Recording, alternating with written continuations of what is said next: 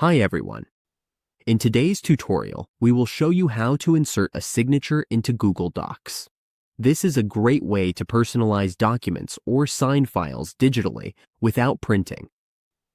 Now let's get started. On the Google Docs dashboard, to insert a signature, all we need to do is click Insert at the top of the toolbar. Just click this option, and here we will see the e-signature. But before we can insert this e-signature, we need to make sure we have a premium account. Only premium users can insert a signature in Google Docs. We can also try another way by inserting the signature and converting it into an image. So we can insert our signature via image on Google Docs.